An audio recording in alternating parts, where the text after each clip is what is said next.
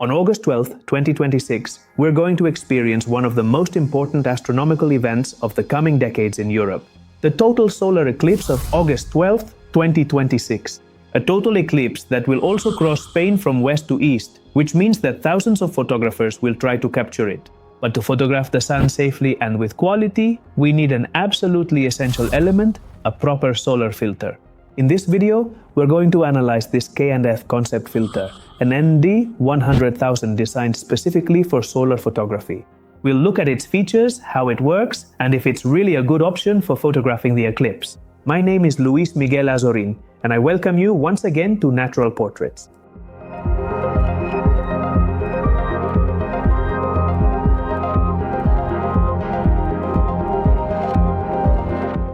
The first thing we need to understand is what ND100000 means. An ND, or neutral density filter, reduces the amount of light entering the sensor without, in theory, altering the scene's color. In this case, we're talking about an extremely strong ND, capable of reducing light by about 16.6 exposure stops. This is equivalent to letting through only 1/100,000th of the light around us. And that's exactly what we need when photographing the sun, because the light intensity is huge and shooting without protection can damage both the camera sensor and our eyesight if we use a DSLR. With this density level, we can safely photograph the solar disk using relatively normal shutter speeds. Another interesting aspect of this filter is its multi-layer coating. According to the manufacturer, it features multiple anti-reflective layers that help reduce internal reflections, improve contrast, and maintain a relatively neutral color transmission. This is important because some solar filters tend to introduce very strong color casts or a loss of contrast. In solar photography, where sunspot detail can be very subtle, any improvement in contrast is always welcome. The filter is built with a metal frame, quite robust by the way, and also quite light, and it uses the classic front screw-on system. We simply screw it directly onto the front of the lens. This means we can mount it directly on our camera lens if it's the same diameter as the filter, and on lenses with smaller diameters than the filter using step-up adapters like this one I have here. This is an adapter that lets me mount 82mm filters like this one here on 67mm lenses, which is the diameter of the telephoto lens I plan to use to photograph the eclipse. However, a very important point arises here if we think about eclipse photography. During a total solar eclipse, there are two clearly distinct phases. The partial phase, which is that phase where the sun remains extremely bright because the moon is only covering a part of its disk, and totality, when the moon completely covers the sun. This is the most spectacular part of a total solar eclipse, which makes many photographers travel all over the world trying to catch these spectacular natural phenomena. During totality, we must remove the filter, because if we leave it on, we won't be able to capture the solar corona, one of the most delicate structures of the solar atmosphere, only visible from space or during total solar eclipses. And here comes the problem. Totality for the August 12th eclipse will last barely 1 minute and 40 seconds at best.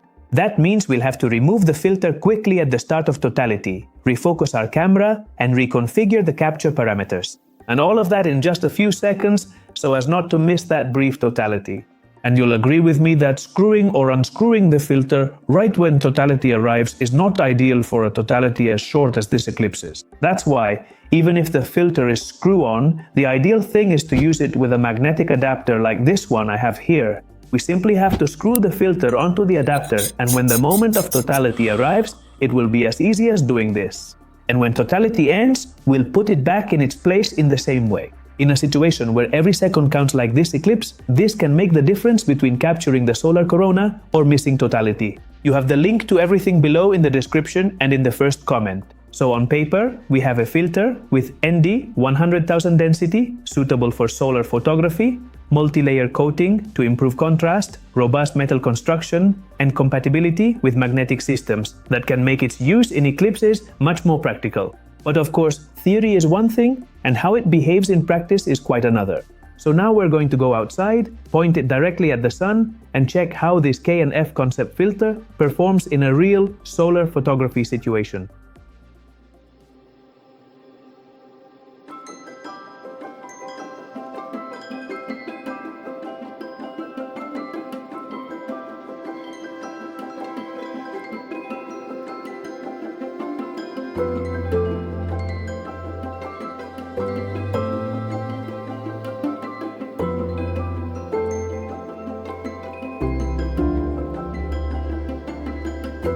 Well, now we have the sun in the frame. As you can see, the gear I'm using and the gear I'll be using to photograph this total solar eclipse that we'll have on August 12th here in Spain will be this one right here, the Sony A6400 with the Sigma 100-400, all mounted on the Benro Polaris, which is one of the best mounts on the market for this type of event, because it allows us to align at any time of day, even with the sun. We simply point it at the sun, align it through the app, and then we have the mount aligned and tracking the sun across the sky. As you can see, I already have this K&F Concept ND100,000 filter mounted, and I have to say I hadn't looked at the sun with it yet, and it surprised me because it shows an image of the solar disk that's totally white, which is the reality of our star. It's a white star. So for now, I can say that, at least to the naked eye, there are no color casts, as happens with other solar filters that show us an orange or yellow sun. Within K&F Concept, we have another model, the ND100,000, which is 10 times more restrictive than this one. However, I think the ND100,000 is perfect for this type of event because, as you see, right now we have a sun that's quite high in the sky, a powerful sun, and this filter also gives us room to play with camera values and different capture settings. We can close the aperture more or less, we can adjust shutter speed depending on the situation we have. However, the ND100,000, which is 10 times more restrictive than this one, could leave us with almost no light in some situations, like the one we'll have in this year's eclipse, because it's a sunset eclipse. We're going to have the sun at approximately 15 degrees of altitude or even less above the horizon.